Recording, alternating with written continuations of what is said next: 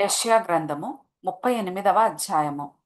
ఆ దినములలో హిజ్కియాకు మరణకరమైన రోగము కలుగగా ప్రవక్తయు ఆమోజు కుమారుడునైన యెషయా అతని యొద్దకు వచ్చి, నీవు మరణమవుచున్నావు, బ్రతుకవు గనుక నీవు నీ ఇల్లు చక్కబెట్టుకొనుమని యెహోవా సెలవిచ్చుచున్నాడని చెప్పగా, అతడు తన ముఖమును గోడతట్టు త్రిప్పుకొని, యెహోవా, యథార్థ హృదయుడనై సత్యముతో నీ సన్నిధిని నేనెట్లు నడచుకొంటినో, నీ దృష్టికి అనుకూలముగా సమస్తమును నేనెట్లు జరిగించితినో కృపతో జ్ఞాపకము చేసుకొనుమని హిజ్కియా కన్నీళ్లు విడుచుచు యెహోవాను ప్రార్థింపగా, యెహోవా వాక్కు యెషయాకు ప్రత్యక్షమై ఈలాగు సెలవిచ్చెను.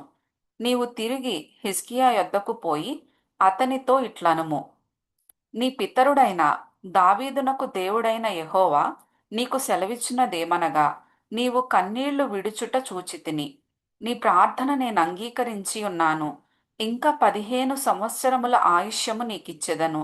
మరియు ఈ పట్టణమును నేను కాపాడుచు నిన్నును ఈ పట్టణమును అషూరు రాజు చేతిలో పడకుండా విడిపించెదను. యెహోవా తాను పలికిన మాట నెరవేర్చుననుటకు ఇది యెహోవా వలన నీకు కలిగిన సూచన. ఆహాజు ఎండ గడియారము మీద సూర్యుని కాంతి చేత దిగిన నీడ మరల 10 మెట్లు ఎక్కజేసెదను. అప్పుడు సూర్యకాంతి దిగిన మెట్లలో అది 10 మెట్లు మరల ఎక్కెను. యూదా రాజైన హిజ్కియా రోగి అయి ఆరోగ్యము పొందిన తరువాత అతడు రచయించినది. నా దినముల మధ్యాహ్న కాలమందు నేను పాతాళ ద్వారమున పోవలసి వచ్చెను. నా ఆయుశ్శేషము పోగొట్టుకొని ఉన్నాను. యెహోవాను, సజీవుల దేశమున యెహోవాను చూడకపోవుదును. మృతుల లోక నివాసినై ఇకను మనుష్యులను కానకపోవుదునని నేననుకొంటిని. నా నివాసము పెరికివేయబడెను. గొర్రెల కాపరి గుడిసెవలె అది నా యొద్ద నుండి ఎత్తికొని పోబడెను. నేయువాడు తన పని చుట్టుకొనున్నట్లు నేను నా జీవము ముగించుచున్నాను. ఆయన నన్ను బద్దె నుండి కత్తిరించుచున్నాడు. ఒక దినములోగా నీవు నన్ను సమాప్తి చేయుచున్నావు. ఉదయమగు వరకు ఓర్చుకొంటిని. సింహము ఎముకలను విరచునట్లు నొప్పిచేత నా ఎముకలన్నీయు విరవబడెను. ఒక దినములోగానే నీవు నన్ను సమాప్తి చేయుదువు. మంగళకత్తి పిట్టవలెను, ఓదె కొరుకు వలెను నేను కిచకిచలాడితిని. గువ్వవలె మూల్గితిని.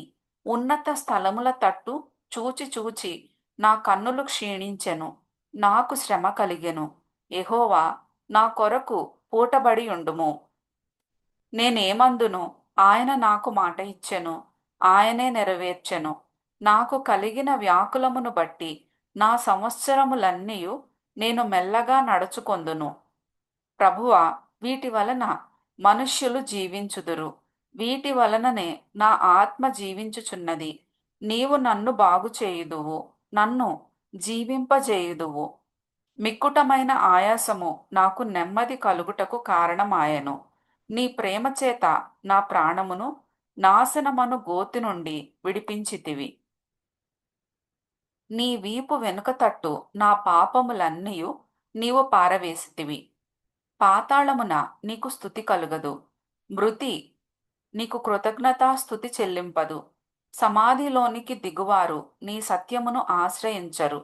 సజీవులు సజీవులే గదా నిన్ను స్తుతించుదురు. ఈ దినమున నేను సజీవుడనై నిన్ను స్తుతించుచున్నాను. తండ్రులు కుమారులకు నీ సత్యమును తెలియజేతురు. యెహోవా నన్ను రక్షించువాడు. మన జీవిత దినములన్నీయు యెహోవా మందిరములో తంతి వాద్యములు వాయింతుము. మరియు యెషయా అంజూరపు పండ్ల ముద్ద తీసుకొని ఆ పుండుకు కట్టవలెను, అప్పుడు అతడు బాగుపడునని చెప్పెను. మరియు హిజ్కియా, నేను యెహోవా మందిరమునకు పోయదననుటకు గురుతేమని అడిగి ఉండెను.